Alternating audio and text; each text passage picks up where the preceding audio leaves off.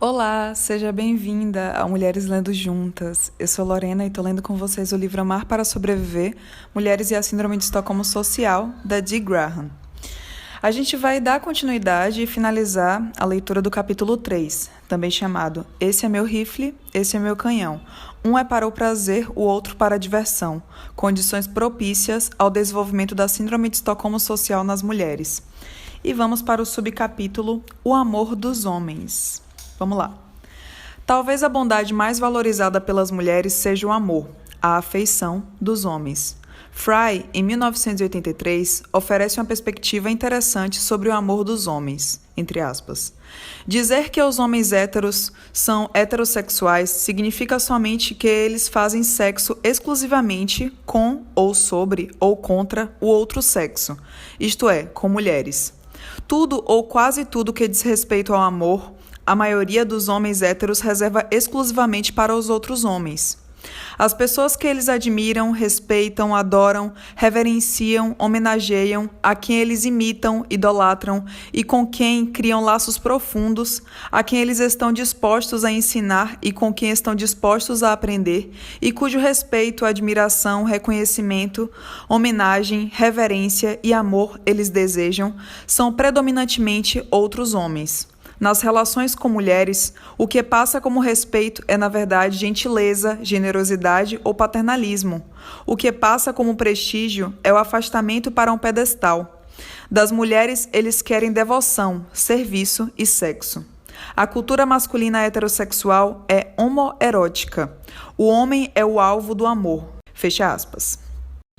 Hacker, em 1981, também observou as limitações do amor dos homens pelas mulheres, a compartimentalização expressa pelos homens que casam com mulheres, mas não têm muito interesse em mulheres.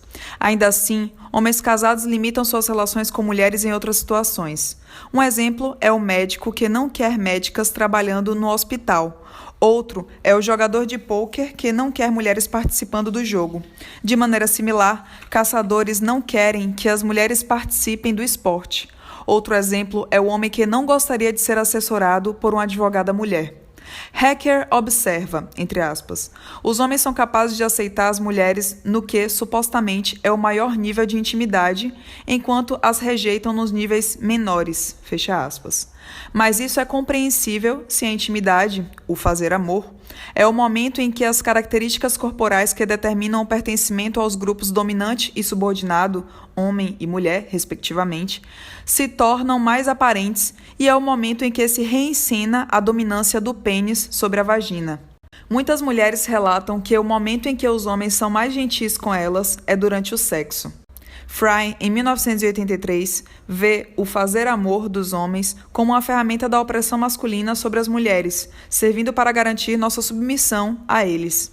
Ela questiona a noção de que o sexo é um ato de bondade para os homens. Abre aspas. A foda é uma parte importante de como as mulheres são mantidas subordinadas aos homens. É uma encenação ritual dessa subordinação, que a reafirma constantemente como fato e habitua homens e mulheres a ela, tanto no corpo quanto na imaginação.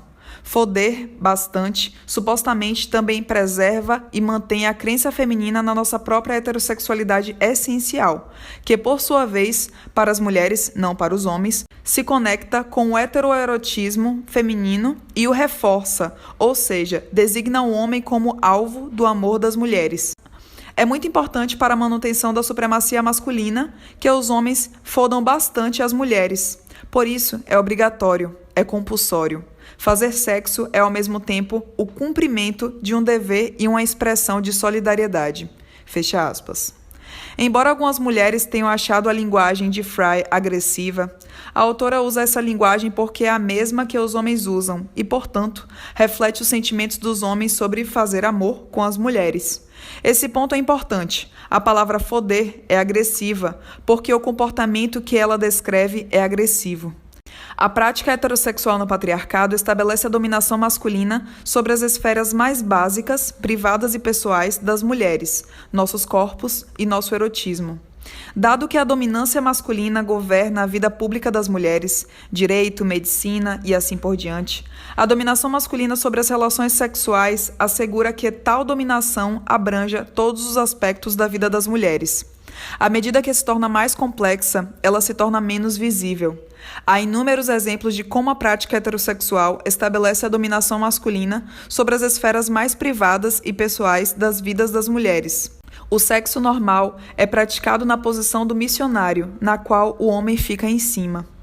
O estímulo erótico do qual as mulheres derivam maior prazer e têm maior probabilidade de levar ao orgasmo é trivializado como preliminar. Só 30% das mulheres atingem o orgasmo quando o sexo envolve só a penetração do pênis.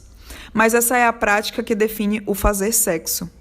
O resultado disso é que a maioria das mulheres é considerada defeituosa sexualmente. O sexo é definido por uma perspectiva masculina e é o que dá prazer aos homens. É considerado aceitável que um homem pressione uma mulher para fazer sexo.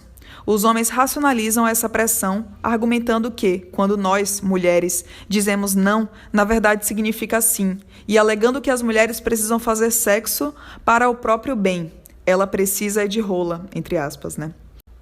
Os homens culpam as mulheres por sua excitação sexual, dizendo que não conseguem controlar seus impulsos. Os homens veem as mulheres como objetos para sua satisfação sexual. Os homens dizem às mulheres que elas deveriam praticar atos sexuais que elas não querem praticar porque eles se sentem bem ao fazer isso. Na maioria dos estados, é garantido por lei que os homens possam fazer sexo com suas esposas sempre que desejarem e, como mencionado anteriormente, em alguns estados esse direito é estendido aos amigados e aos homens com quem a mulher tenha feito sexo consensual previamente. O fenômeno descrito por Fry não é novo nem particular à cultura estadunidense. Ao descrever sobre a cultura da Grécia Antiga, Michel Foucault, em 1976 e 78, fez uma observação similar. Abre aspas.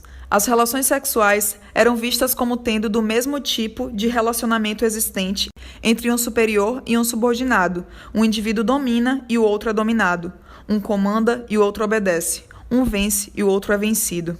Isso sugere que, no comportamento sexual, há um papel intrinsecamente honrado e valorizado sem questionamentos, o que consiste em ser ativo, em dominar, em penetrar, em afirmar sua superioridade. Fecha aspas.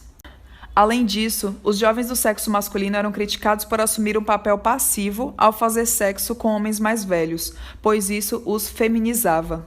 As mulheres que naturalmente desempenhavam esse mesmo papel inferior não eram criticadas, pois, abre aspas, isso estava em conformidade com o que a natureza planejou e com o que a lei prescrevia, fecha aspas. O psicólogo clínico Dr. John Carta-Falsa, comunicação pessoal, assinalou que, quando os homens falam com outros homens sobre suas relações sexuais com mulheres, eles têm uma experiência sexual uns com os outros, de maneira velada. Eu acrescentaria a essa observação que, quando os homens se juntam para falar sobre foder, comer mulheres e outras façanhas sexuais, eles estão comunicando uns aos outros que, apesar de fazerem sexo com mulheres, os vínculos emocionais se situam entre eles. Eles estão dizendo aos companheiros, abre aspas, você é mais importante para mim do que a mulher com quem eu fiz sexo, fecha aspas. Talvez seja por isso que as mulheres específicas com quem os homens fazem sexo não sejam tão importantes para eles. Eles estão comunicando também que suas relações sexuais com mulheres existem para fins de exploração. Esse tipo de conversa entre homens coloca os interlocutores dentro do ato sexual entre o locutor e a mulher. Os companheiros estão invisíveis, mas estão lá com o homem que está fodendo, compartilhando do seu sucesso ao explorar uma mulher. Os vínculos entre os homens se intensificam por meio da partilha, unidos na subjugação do feminino. Na cultura atual, em muitos casos é preciso haver degradação, humilhação, controle e ou inflição de dor nas mulheres para que os homens gozem, ou seja, atinjam o orgasmo, ou para que sequer tenham uma experiência sexual e erótica. O fato de a pornografia ser uma indústria multibilionária, financiada predominantemente por homens, informa que não é só uma pequena minoria de homens que busca degradação feminina para obter prazer sexual. Se o amor dos homens pelas mulheres fosse real ou saudável, não deveria ser necessário nos degradar, humilhar ou infligir dor para que fosse possível, para a maioria deles ou até mesmo para todos, desfrutar das experiências emocionais e fisiológicas profundas associadas. Embora Fry reconheça que o sexo, foder, possa ter outras funções, ela defende que o sexo promovido pela cultura sexista é um ato de hostilidade, não de amor. Certamente, o fato de os homens se referirem ao sexo com a mulher com a palavra foder, com todas as conotações negativas que ela carrega, corrobora a alegação de Fry. A lucratividade da indústria pornográfica e a energia empregada na defesa masculina do acesso às representações pornográficas de mulheres também corroboram sua argumentação. Um tema recorrente na pornografia são as relações desiguais de poder entre homens e mulheres representadas com sexo, de todas as formas imagináveis. Considere também o popular grupo Spur Posse, formado por garotos do ensino médio que afirmavam orgulhosamente competir uns com os outros, acumulando pontos por conquistas sexuais de colegas do sexo feminino, enquanto negavam denúncias que iam de assédio a estupro. Pelo menos 2 desses jovens se gabaram de ter atingido o orgasmo com mais de 60 meninas diferentes. Os pais dos garotos culpavam as garotas, enquanto defendiam que seus filhos eram garotos americanos viris. Enquanto as garotas eram ridicularizadas, sendo chamadas de vadias, os garotos eram aplaudidos pelos colegas de sala. Considere também que os tribunais têm dificuldade de distinguir entre sexo normal e estupro devido à semelhança da dinâmica de poder e da violência contra a mulher presente nos 2 casos. Esses exemplos sugerem que o sadomasoquismo é um modelo para o sexo heterossexual normal na nossa cultura. Fry, em 1983, defende que é pelo fato de o sexo ser um ato de hostilidade, não de amor, na nossa sociedade, que os homens gays são tão odiados por homens héteros. Os homens gays são odiados porque eles fodem os homens, não as mulheres. Se o sexo fosse uma comunicação de respeito, como a cultura alega ser, os homens não temeriam e odiariam os homens que fodem outros homens. A leitora deve se lembrar dos medos exprimidos nas cartas para Ellen Goodman, discutidas anteriormente nesse capítulo, escritas por homens héteros que corriam o risco de ser tratados do mesmo jeito que os homens tratam as mulheres. Na verdade, se ser fodido significasse algo positivo para e sobre o fodido, os homens guardariam essa atividade apenas para eles e a proibiriam para as mulheres. No entanto, como Fry observa, uma limitação geral e quase inviolável ao acesso fálico é que os homens não devem foder outros homens, especialmente homens adultos de sua própria classe, tribo, raça, etc. Quando eles fodem, o fodido é visto como mulher. Ao considerar as bondades masculinas, cavalheirismo, proteção contra a violência masculina, amor e privilégio heterossexual, é necessário ter em mente o contexto em que essas bondades ocorrem. É possível que a bondade ofertada após um trauma decorrente de violência masculina ou de ameaça de violência masculina tenha maior influência sobre o desenvolvimento da síndrome de Estocolmo social. Nós, mulheres, costumamos recorrer mais aos homens do que às mulheres quando buscamos cuidados e apoios após um trauma, porque nós estamos isoladas de outras mulheres que poderiam nos confortar e porque temos a impressão de que os homens são mais capazes de nos proteger da violência masculina. Só depois que os homens e suas instituições fracassam na prestação de assistência é que as mulheres recorrem a outras mulheres. Quanto maior a necessidade de apoio e conforto, mais propensas ficamos a nos afeiçoar aos homens que nos oferecem isso, mesmo que o apoio e o conforto ofertados sejam mínimos. Na verdade, quanto menos apoio nos oferecem, mais dependentes nos tornamos e mais gratas nos sentimos por qualquer migalha de gentileza. Expus todas as considerações para que as leitoras possam determinar por si próprias se os homens, enquanto grupo, são bondosos com as mulheres, ou, indo direto ao ponto, se as mulheres têm a percepção de que os homens são bondosos com elas. Alguns homens, de fato, são genuinamente atenciosos com as mulheres, pelo menos de vez em quando. Alguns homens remam contra a maré, trabalhando individualmente contra a opressão social das mulheres pelos homens. No entanto, não vem ao caso se alguns homens ou grupos de homens sentem amor verdadeiro, mutuamente emancipatório, pelas mulheres ou são genuinamente bondosos com as mulheres. Senhores de escravos que eram bondosos podem ter tornado a escravidão mais tolerável para seus escravos, mas isso não fazia da escravidão algo menos hediondo. Além disso, homens gentis e amorosos sempre podem mudar de rumo, deixando de ser gentis e amorosos. Assim, a ameaça de suspensão é um instrumento de controle social das mulheres, mantendo-as focadas nos homens e se esforçando para que eles continuem bondosos. A única bondade real que os homens podem oferecer às mulheres é a adesão e o apoio à nossa luta contra a dominação masculina. As bondades apresentadas nessa seção são as que a nossa sociedade prescreve que todos os homens devem oferecer às mulheres, mesmo que apenas a algumas de nós e somente quando somos consideradas merecedoras. Por essa simples razão, elas merecem ser examinadas em conjunto. Porque uma cultura caracterizada pela violência masculina contra as mulheres, um patriarcado, prescreve a bondade masculina para com as mulheres?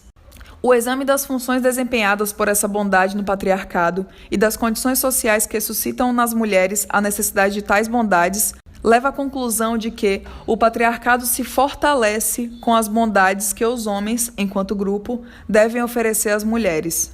Por meio dos atos de bondade masculinos, as mulheres conseguem participar do patriarcado. Essas gentilezas escondem com um manto de cavalheirismo o núcleo misógino da nossa cultura, disfarçando a situação real das mulheres. Se as gentilezas masculinas para com as mulheres realmente fossem só gentilezas, um homem ficaria contente de ser alvo dessas mesmas gentilezas vindas de outro homem. Ele ficaria contente se outro homem ou mulher acendesse seu cigarro ou puxasse uma cadeira para ele sentar. Ele ficaria contente de extrair sua renda, prestígio, poder e até identidade de sua parceira. Ele teria orgulho se um outro homem ou mulher se oferecesse para acompanhá-lo até seu carro de noite. Mas, na verdade, entre aspas, uma das piores coisas que pode acontecer com um homem é ser tratado ou visto como uma mulher, ou como parecido com uma mulher. Fecha aspas. As mulheres estão isoladas de outras mulheres e de perspectivas que não sejam as dos homens?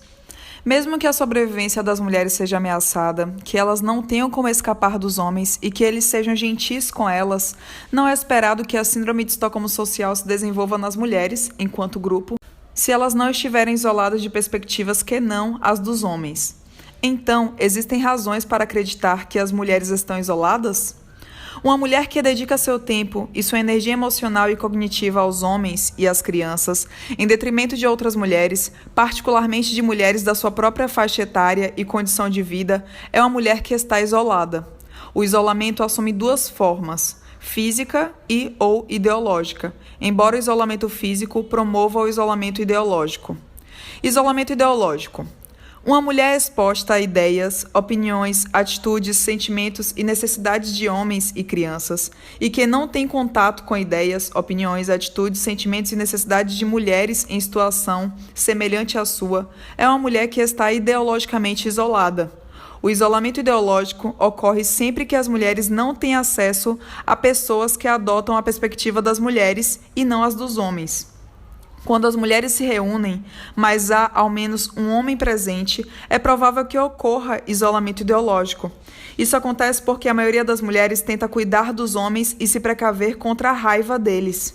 Por esse motivo, os homens costumam ser líderes desses grupos, tornando-se mais influentes do que as mulheres do grupo.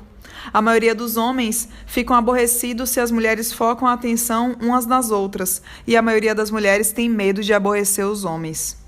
É possível que um grupo só de mulheres se reúna para tomar um chá, etc., mas suas membros permaneçam isoladas ideologicamente, caso durante a conversa elas apresentem as perspectivas dos homens e não as suas próprias.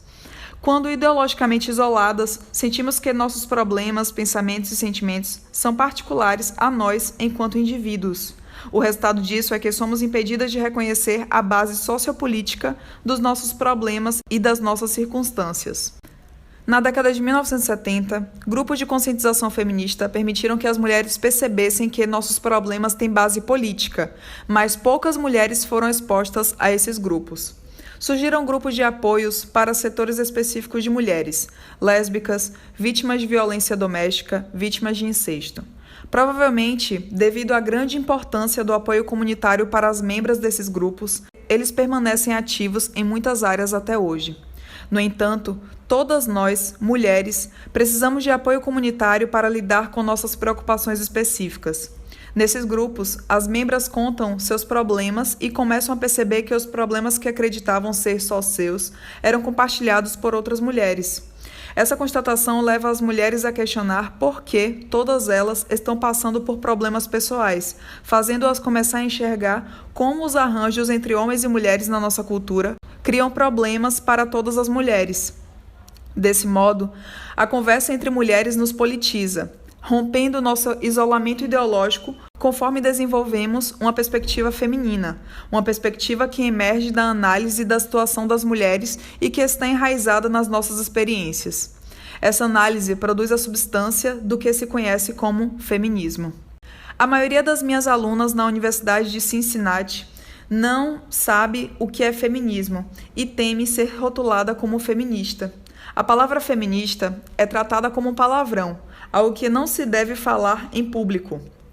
Dworkin, em 1983, faz uma observação tocante, abre aspas, o feminismo é odiado porque as mulheres são odiadas. O antifeminismo é uma expressão direta da misoginia. É a defesa política do ódio às mulheres.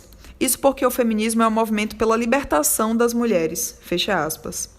O fato de as mulheres não saberem o que é o feminismo, uma teoria e um movimento social a favor dos nossos direitos, revela o isolamento sistemático das mulheres de perspectivas que não as dos captores, os homens.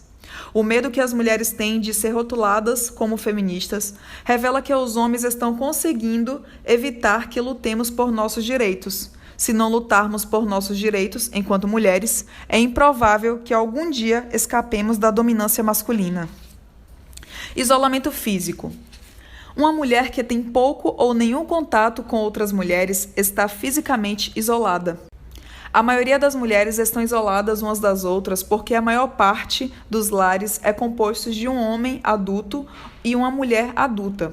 Fazer com que a maioria dos membros de um grupo oprimido more a sós com o opressor é provavelmente o arranjo mais forte possível para garantir a escravização psicológica permanente.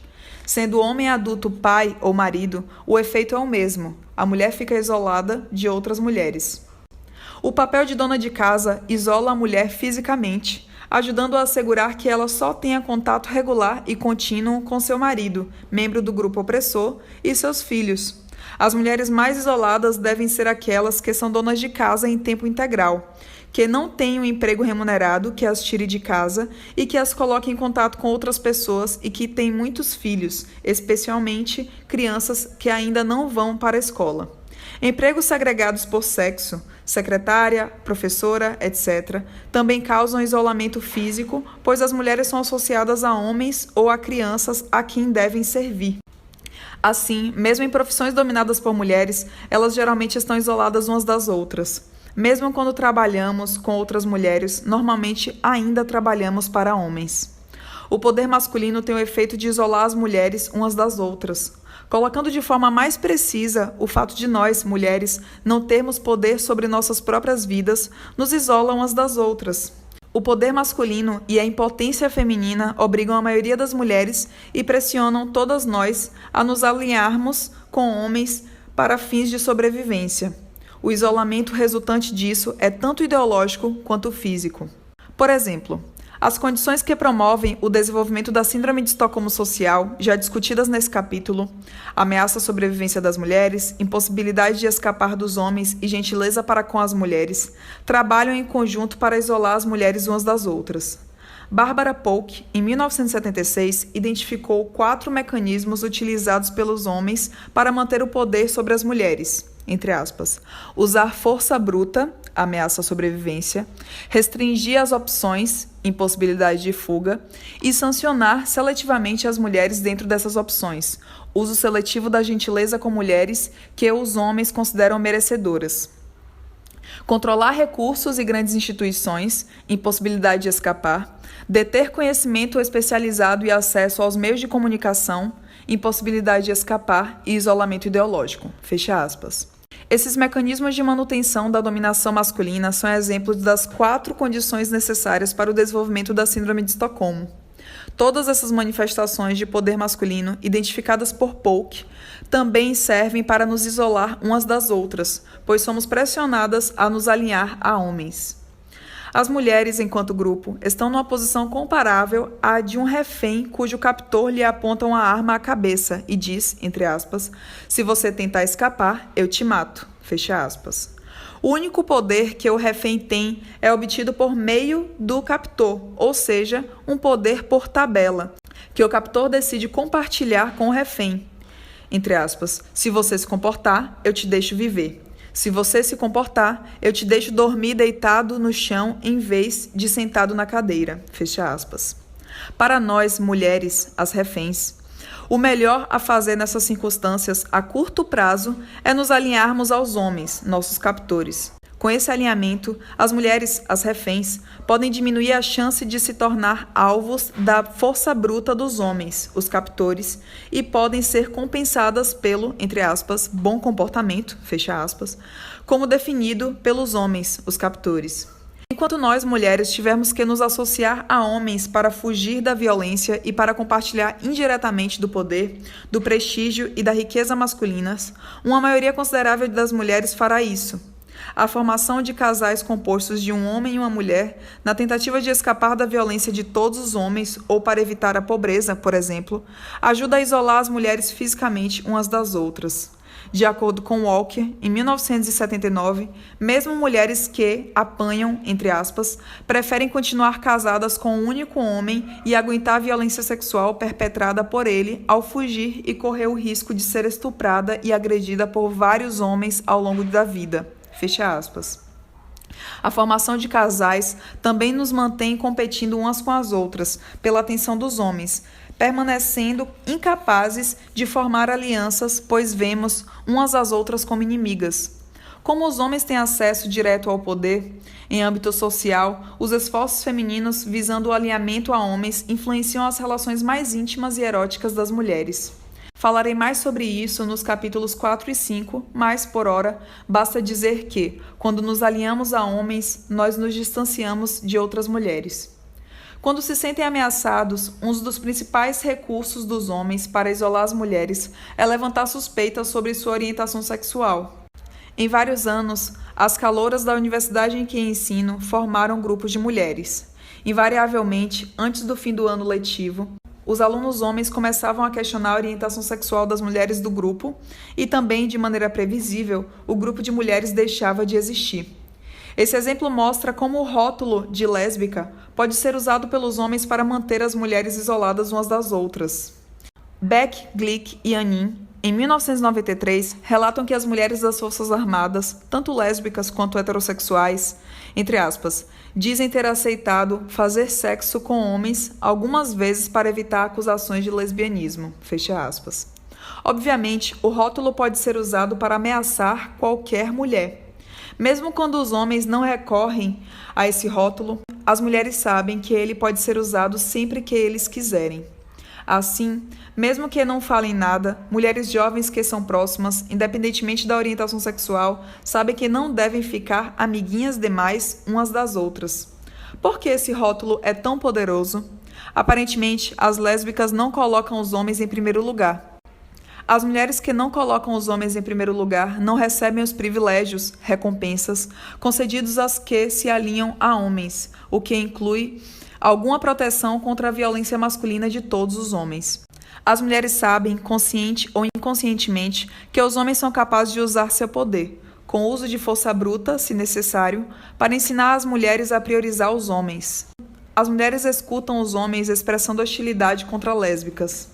As mulheres podem ouvir histórias sobre homens que estupraram uma mulher que eles achavam que era lésbica, dizendo, vou fazer você virar mulher. Isso as ensina a priorizar os homens. As mulheres entendem o recado, são os homens que têm poder, e as mulheres só têm acesso a esse poder quando se unem a eles. Assim, antes de demonstrar afeto, nós mulheres pensamos sobre como os homens poderiam se sentir se nos comportássemos de maneira afetuosa demais com outras mulheres. Somos contidas em nossas relações com outras mulheres para evitar a ira masculina. Com que frequência isso acontece? Até que ponto isso afeta o comportamento das mulheres? Não tem problema sair à noite, mas não devemos sair só com mulheres e não devemos sair com mulheres com tanta frequência. E, se aparecer um homem interessado, devemos estar dispostos a abandonar nossa companhia feminina. Em outras palavras, os homens devem ser priorizados. E, se um homem e uma mulher convidarem uma mulher para sair, ela deve preferir sair com o homem do que com a mulher. Em outras palavras, os homens devem ser priorizados. Quando uma mulher tem de decidir entre passar o sábado com o marido, a pessoa com quem ela convive junto há anos, e passar um dia com sua melhor amiga, que ela vê raramente, ela deve escolher passar tempo com o marido. Em outras palavras, os homens devem ser priorizados. A lista continua. E qualquer mulher que não priorize homens provavelmente será rotulada como lésbica, independentemente do gênero com que ela prefira fazer sexo. Por exemplo, as mulheres das Forças Armadas que fizeram denúncias de assédio sexual foram com frequência investigadas por suspeita de práticas sexuais lésbicas. E cada vez que uma mulher prioriza um homem, ela se distancia dela mesma, como mulher, ou de outras mulheres, ou ambos. Até que ponto as mulheres estão separadas umas das outras? Nosso isolamento é evidente apenas em pequenas áreas das nossas vidas ou o isolamento é mais profundo? Pode-se pensar nas relações interpessoais como algo que se estende do âmbito mais íntimo e pessoal ao mais público e superficial. O isolamento entre nós, mulheres, se estende por todo o contínuo ou ele está restrito às nossas relações mais públicas e superficiais? A esse respeito, convém examinar até que ponto os homens nos isolaram umas das outras nas nossas relações mais particulares e íntimas. Adrienne Rich, em 1980, constrói um argumento convincente de que os homens tornam a heterossexualidade compulsória para as mulheres. Rich recorre à lista de características do poder masculino de Kathleen Gould, em 1975, para provar seu ponto, entre aspas. Capacidade de proibir ou impor sexualidade a nós, mulheres, comandar ou explorar nosso trabalho para controlar o que produzimos, controlar e roubar nossos filhos, nos confinar fisicamente e impedir nossos movimentos, nos usar como objetos em transações entre homens, limitar nossa criatividade ou nos privar de grande parte do conhecimento e realizações culturais da sociedade. Fecha aspas. Apresentando exemplos de cada uma das 8 maneiras como o poder masculino se manifesta e se preserva, Rich, em 1980, mostra como cada característica, entre aspas, incrementa o conjunto de forças a que as mulheres estão sujeitas quando são convencidas de que o casamento e a heterossexualidade são inevitáveis, mesmo sendo componentes insatisfatórios ou opressivos de suas vidas. Fecha aspas. Cada manifesto de poder masculino oculta algo, nos separando umas das outras nos aspectos mais íntimos e pessoais das relações interpessoais, inclusive no sexual. Resumo. Nesse capítulo, questionei se as 4 condições propícias ao desenvolvimento da Síndrome de Estocolmo descrevem as condições existentes entre grupos dominantes e subordinados. As relações entre homens e mulheres foram a arena escolhida para ilustrar como é possível testar a aplicabilidade dessas 4 condições às relações entre grupos. Apresentei fatos e ideias que permitem avaliar se a ameaça à sobrevivência, a impossibilidade de fuga, o isolamento e as pequenas gentilezas caracterizam as relações entre homens e mulheres enquanto grupos. Se as 4 condições propícias à Síndrome de Estocolmo estiverem presentes, e as evidências aqui apresentadas sugerem que elas estão, seria esperado que os 9 indicadores principais da Síndrome de Estocolmo, descritos no capítulo 2, caracterizassem a psicologia da mulher. Quanto mais graves as condições propícias à Síndrome de Estocolmo, mais graves e, portanto, mais visíveis devem ser os indicadores principais da Síndrome de Estocolmo na nossa psicologia. Para que a leitora consiga avaliar se as mulheres, enquanto grupo, manifestam a Síndrome de Estocolmo social, no próximo capítulo apresentarei evidências da presença dos indicadores principais da Síndrome de Estocolmo na psicologia da mulher. E com isso, finalizamos a leitura do capítulo 3. Se vocês quiserem estar fortalecendo o canal, vocês podem contribuir com qualquer valor no apoia.se/mulhereslendojuntas ou pelo pix mulhereslendojuntas@gmail.com.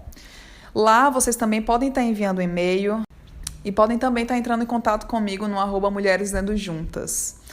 E uma novidade, recentemente eu criei o Instagram, @biblioteca lendo juntas. para compartilhar as autoras dos conteúdos que eu fui armazenando no Drive, que está disponibilizado no Linktree do perfil. É isso, tchau, tchau, até a próxima!